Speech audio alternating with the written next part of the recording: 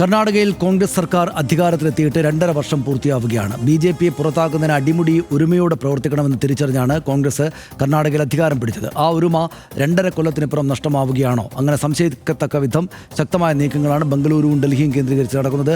ആരും അധികാരത്തിൽ കടിച്ചു തൂങ്ങരുതെന്ന് ഒളിയം ചെയ്തിരിക്കുന്നു ഡി.കെ. ശിവകുമാർ. എന്നാൽ അടുത്ത മാർച്ചിൽ ബജറ്റ് അവതരിപ്പിക്കുമെന്ന് ഉറപ്പിച്ചു പറയുന്നു സിദ്ധരാമയ്യ. കർണാടകയിലെ അധികാര വടംവലി കോൺഗ്രസിനെ കൈവിടുമോ? ആദ്യം ആർഡിഎക്സ് റാപ്പ്. 2023 കർണാടക നിയമസഭാ തിരഞ്ഞെടുപ്പിൽ കോൺഗ്രസ് അധികാരത്തിൽ വന്നപ്പോൾ മുഖ്യമന്ത്രി സ്ഥാനത്തിനായി സിദ്ധരാമയ്യയും ഡി.കെ. ശിവകുമാറും തമ്മിൽ ശക്തമായ വടംവലി നടന്നിരുന്നു. ഇരു നേതാക്കളും പരസ്യമായി തന്നെ പ്രസ്താവനകൾ നടത്തുകയും അതൃപ്തി പ്രകടിപ്പിക്കുകയും ചെയ്തു. ഹൈക്കമാൻഡ് ഇടപെടലിൽ നടന്ന നീണ്ട ചർച്ചകൾക്ക് ശേഷം സിദ്ധരാമയ്യയും മുഖ്യമന്ത്രിയും ഡി.കെ. ശിവകുമാറിനെ ഉപമുഖ്യമന്ത്രിയുമാക്കിക്കൊണ്ടൊരു സമവായത്തിലെത്തി. 2.5 വർഷത്തിനു ശേഷം ശിവകുമാർ മുഖ്യമന്ത്രിയാകും വിധത്തിലൊരു ധാരണയുണ്ടായി എന്ന രീതിയിൽ റിപ്പോർട്ടുകൾ പുറത്തുവന്നു. ഈ ക്രമീകരണം കോൺഗ്രസ് ഇതുവരെ ഔദ്യോഗികമായി സ്ഥിരീകരിച്ചിട്ടില്ലെങ്കിലും ആ 2.5 വർഷ കാലയളവാണ് ഈ നവംബറിൽ അവസാനിക്കുന്നത്. കഴിഞ്ഞ ജൂൺ മുതൽ തന്നെ നേതൃമാറ്റ ചർച്ചകൾ സജീവമായിരുന്നെങ്കിലും ഹൈക്കമാൻഡ് ഇടപെട്ട് തണുപ്പിച്ചിരുന്നു. വീണ്ടും അത് ശക്തിപ്പെട്ടിരിക്കുകയാണ്. അധികാരം പങ്കിടൽ കരാർ പാലിക്കണമെന്ന് ഡി.കെ. പക്ഷം നിർബന്ധം പിടിക്കുന്നതായാണ് വിവരം. പി.സി.സി. അധ്യക്ഷ സ്ഥാനത്ത് 6 വർഷം തികയാനിരിക്കെ സ്ഥാനമൊഴിയാനും ശിവകുമാർ സന്നദ്ധത പ്രകടിപ്പിച്ചിട്ടുണ്ട്. തന്നെ അനുകൂലിക്കുന്ന എം.എൽ.എമാരെ ഹൈക്കമാൻഡിന് മുന്നിലെത്തിച്ചുള്ള സമ്മർദ്ദ നീക്കങ്ങളാണ് ശിവകുമാർ നടത്തുന്നത്. ജനങ്ങൾ കോൺഗ്രസിന് 5 വർഷം നൽകിയിട്ടുണ്ടെന്നും നൽകിയ ഉറപ്പുകൾ പൂർത്തീകരിച്ച് മുന്നോട്ട് പോകുകയാണ് ലക്ഷ്യമെന്നുമാണ് സിദ്ധരാമയ്യ പറയുന്നത്. ആർഡിഎക്സ് റാപ്പ് ന്യൂസ് മലയാളം.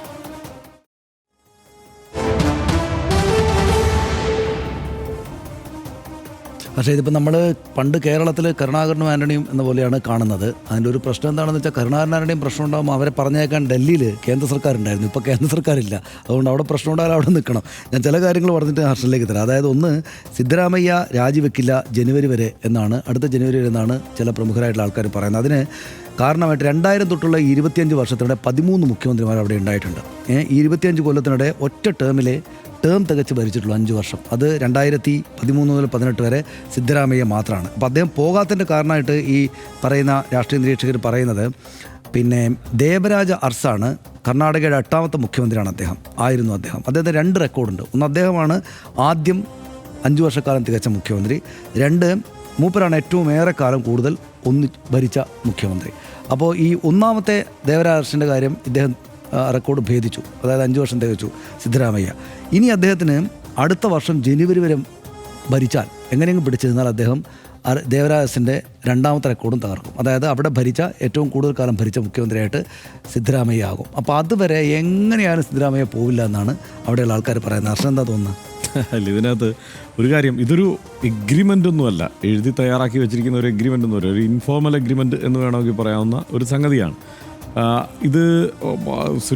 ഇദ്ദേഹത്തിൻ്റെ ശിവകുമാറിൻ്റെ നേതൃത്വത്തിൽ അദ്ദേഹത്തിൻ്റെ തീരുമാനപ്രകാരം നടക്കുന്ന ഒരു നീക്കമാണോ എന്ന് ചോദിച്ചാൽ അങ്ങനെ ആയിരിക്കാം. സ്വാഭാവികമായും കോൺഗ്രസ് ആയതുകൊണ്ട് അത് അടിയിലൂടെ ഇതിനുള്ള ചർച്ചകളൊക്കെ നടക്കുന്നുണ്ടാവാം. പക്ഷെ പുറത്ത് അദ്ദേഹത്തിൻ്റെ പ്രതികരണങ്ങൾ രസകരമാണ്. കാരണം അദ്ദേഹം പറയുന്നത്, ഞാൻ എല്ലാ എം.എൽ.എമാരും എൻ്റെ ആളുകളാണ്, ഞാൻ വിഭാഗീയതയുടെ ആളല്ല, ഈ മുഖ്യമന്ത്രി ആരായാലും ഞാൻ ആ മുഖ്യമന്ത്രിക്ക് അന്തിമ ദിവസം വരെ ഞാൻ പിന്തുണ കൊടുക്കും എന്നുള്ളതാണ് അദ്ദേഹത്തിൻ്റെ ഒരു നിലപാട്. അദ്ദേഹം ആവർത്തിച്ച് പറയുന്നതും അങ്ങനെ തന്നെയാണ്. അദ്ദേഹത്തിന് താല്പര്യമുണ്ട് എന്നൊന്നും അദ്ദേഹം പറയുന്നില്ല.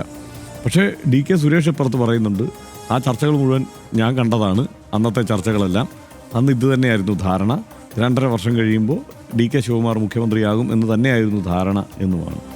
പക്ഷേ ഇതിൽ എനിക്ക് തോന്നുന്ന ഒരു കാര്യം, സത്യത്തിൽ ഇപ്പോൾ ഹൈക്കമാൻഡൊക്കെ ഒരു ഇതിനോട് എല്ലാ കാലത്തും ഹൈക്കമാൻഡിൻ്റെ ഏറ്റവും പ്രിയപ്പെട്ട ട്രബിൾ ഷൂട്ടറായിരുന്നു ഡി.കെ. ശിവകുമാർ എന്നുള്ളത് വാസ്തവമാണ്. ഓപ്പറേഷൻ താമരയെ അപൂർവം സംസ്ഥാനങ്ങളിലെ ചെറുക്കാൻ കോൺഗ്രസ്സിന് കഴിഞ്ഞിട്ടുള്ളൂ. അതിലൊന്ന് കർണാടകത്തിലാണ്. അതിന് നേതൃത്വം കൊടുത്തത് ഡി.കെ. ശിവകുമാറാണ്. സംഘടന എന്നത് നിലനിൽക്കുന്ന ഒരു സംസ്ഥാനമാണ് കർണാടകം. ആ സംഘടന ഏതാണ്ട് 80-90% ഡി.കെ. ശിവകുമാറിൻ്റെ കയ്യിലാണ്.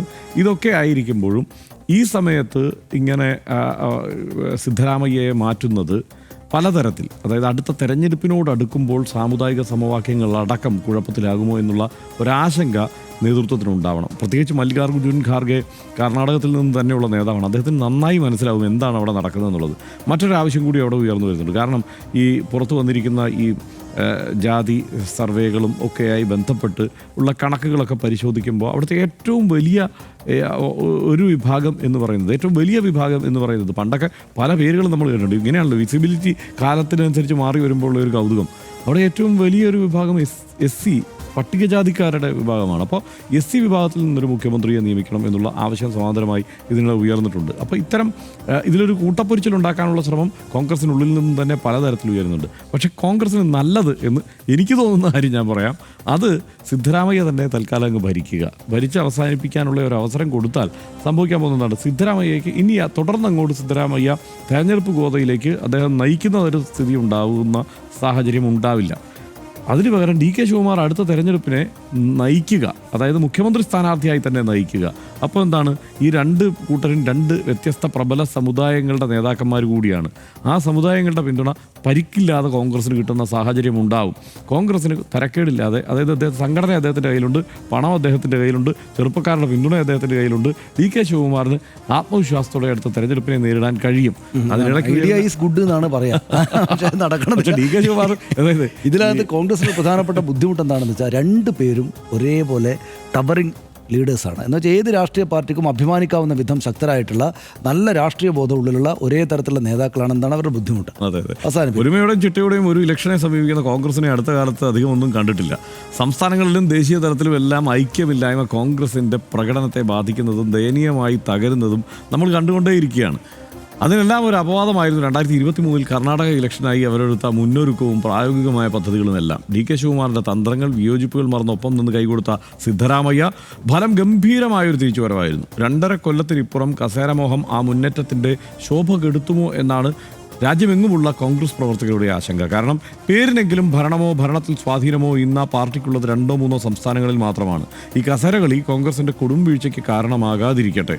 RDX ഇവിടെ പൂർത്തിയാവുന്നു. Good night.